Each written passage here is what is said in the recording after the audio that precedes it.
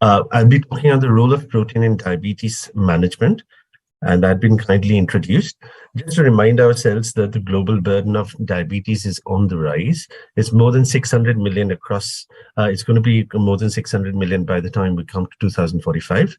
In India itself, we have more than 77 million people with diabetes, and this is going to rise to about 124 million by the time we're in 2024. And a quick apology, I'm a bit down under the weather, so if I need to cough, I sincerely apologize in between. So medical nutrition therapy and its goals in type 2 diabetes management. And I'll highlight the importance of macronutrient like protein and also the importance of medical nutritional therapy. So this is highly individualized and customized, and it's an indispensable component of diabetes management, which includes counseling and recommendations for dietary intake and nutritional goals by a registered dietitian or qualified nutritionist.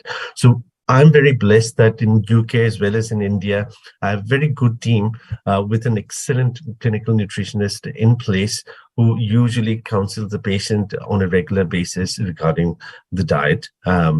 So promote and support the healthful eating patterns, maintain pleasure of eating, address individual nutritional needs. So this is very, very important, and provide practical tools that promote healthy eating patterns.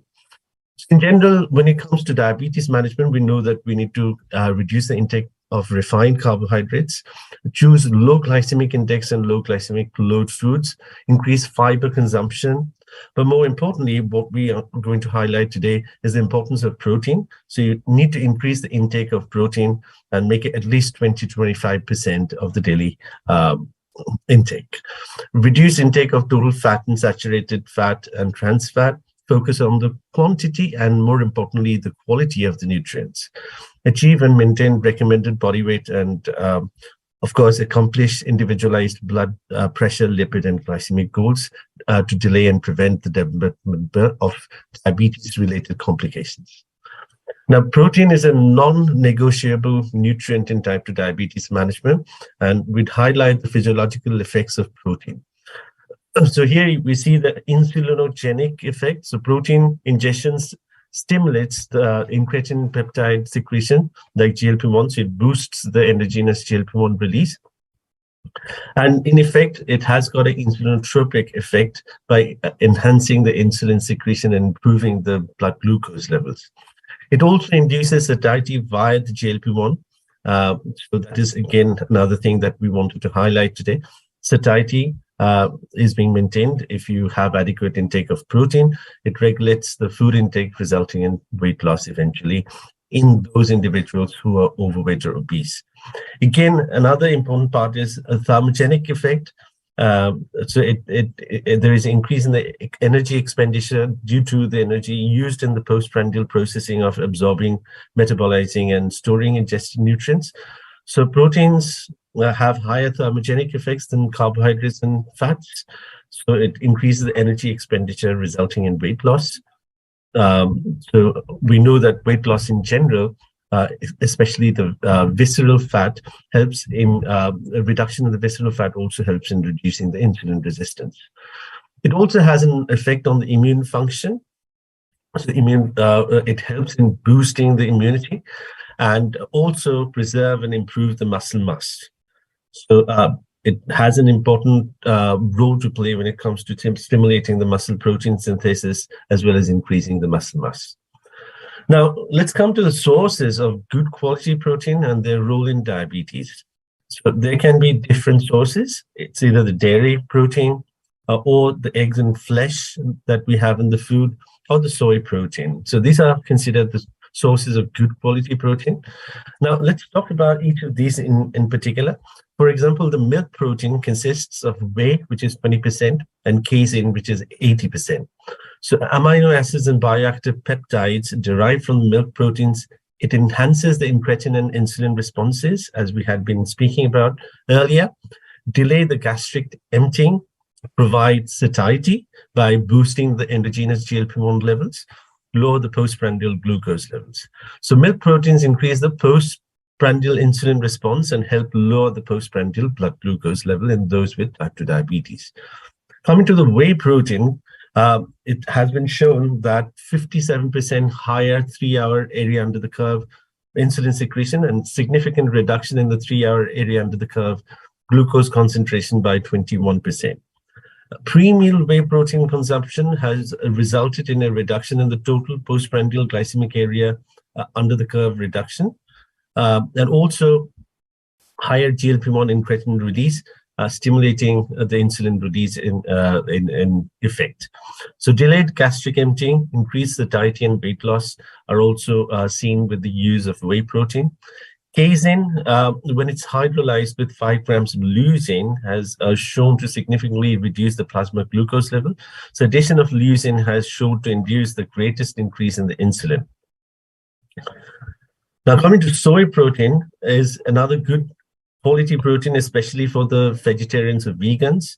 And it has almost, so if one is considered the ideal, soy protein is known to have a protein digestibility corrected amino acid score value of 0.92 to 1. So soy is low in carbohydrate and high in protein, making it the choice of protein for the individuals with diabetes. And soy also has shown to confer anti-inflammatory benefits and improve the glucose and lipid profile in diabetes. Now, if you use soy in a short term, supplementation less than 6 months, it has shown to improve the fasting serum insulin and insulin resistance. Whereas if you're using it on a long-term basis more than 6 months, it significantly reduced the fasting blood glucose levels, LDL cholesterol, and C-reactive protein levels. Now, lastly, coming to the seafood, chicken, yogurt, and low-fat cheese, which is associated with the weight reduction. And it also sort of reduces fasting and prandial markers of insulin resistance, improves insulin sensitivity, increases satiety and diet-induced thermogenesis.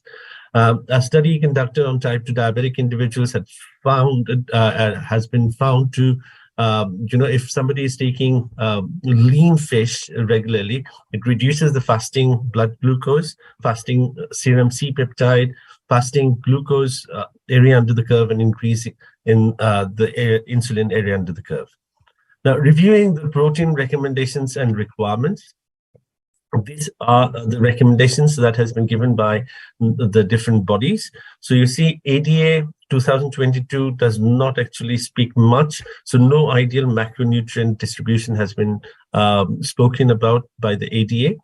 ICMR, on the other hand, its guidelines for type 2 diabetes in 2018 says 12 to 15% of the calories from protein. RSSDI 2022 mentions 15% calories from protein, and Canadian Diabetes Association guidelines says 15 to 20% calories from protein. So what is important is diabetes remission in diabetes. In that scenario, you need to use protein to the tune of about 19-20%. So recommended daily allowance for protein for healthy Indian adults, according to ICMR, would be 0.83 grams per kg body weight per day. So there is an understanding protein gap in India. And 9 out of 10 people do not receive enough protein in their diet. And even in those patients who are consuming a recommended protein of more than 66%, coming from pulses, legumes, nuts, milk, flesh foods, what we see is there a lack of good quality protein, and it was only 5% among the rural and 18% among the urban population. Third study also revealed the individuals with diabetes in India consume much higher quantities of carbohydrate to the levels of 60 to 70% as compared to the Western counterparts, and a much lower amount of protein. So this gap could be because of lack of awareness, nutritional transitions, poor quality protein, and also the cost. So there is a pressing need to raise awareness about the adequate protein intake to bridge the gap and address the challenges related to protein consumption. Focus should be on what we eat and how often and how much to eat. How do we improve the quality of protein in the diet? We know that only 5% of the rural and 18% urban population is actually consuming good quality protein. And by good quality protein, mean that some diet which contains all the 9 essential amino acids that has been listed here. And this is another way to assess the protein. So protein digestibility corrected amino acid score is a method of evaluating the quality of protein based on the amino acid requirements of humans and their ability to digest protein. So you see right on the top, so the highest would be 1. And that means the protein will be providing 100% of all amino acids required in the diet. So right on the top would be milk, whey, egg, casein, chicken breast, followed by soy, which we had been talking about, is 0.9 to 1. Another way to assess is by digestible dispensable amino acid score. So it's the ratio of digestible amino acid content in the food to the same amino acid in reference pattern taken from 8 specific amino acid requirements. So based on that, you classify the proteins as excellent or high quality protein, good quality protein, or no protein at all. So excellent quality proteins would be those which score more than 100%. Good quality protein will be anything between 75 and 99%. So here you see the list. So whole milk powder, milk protein concentrate, whey protein concentrate, whole milk, soy protein, these are all considered excellent or good quality proteins. Now coming to bridging the protein gap with diabetes-specific nutritional supplements.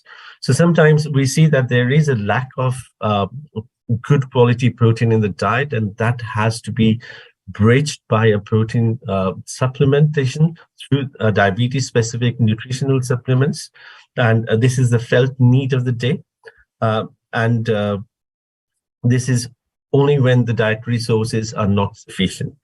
So diabetes-specific protein supplementations, this is scientifically designed to suit the nutritional needs of the diabetic individuals.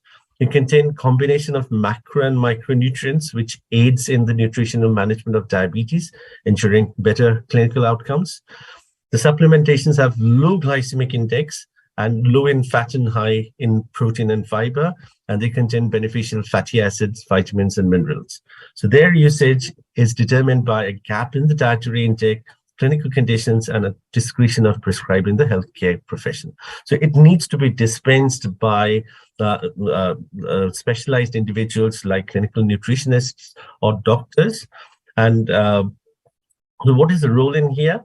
So undernourished individuals with diabetes, we know that there's a need for energy intake, weight gain, muscle gain, nutritional status, and glycemic control, thereby preventing the diabetes complications. Those with diabesity, that means obesity driving diabetes, for these individuals with elevated BMI, again, it would be beneficial in terms of aiding weight loss, improving metabolic control, reducing prevalence of micronutrient deficiencies. So it can be used as a partial or total meal or snack replacement in low-calorie diets for individuals with diabetes. So again, DSPS is glycemic control and variability, shown to reduce the postprandial glucose area under the curve up to 38%. So if you have a meal with DSPS, the second meal, the prandial rise after the second meal actually goes down.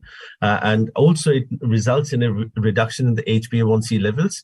And we know that it increases the endogenous GLP-1 levels, thus increasing the satiety and also increasing the effectivity of the insulin and reducing insulin resistance. So nutritional supplements rich in protein and micronutrients have shown to accelerate wound healing in patients with diabetic foot ulcers, and studies and retrospective analyses have found reduced hospital stay and healthcare cost with the use of DSPS.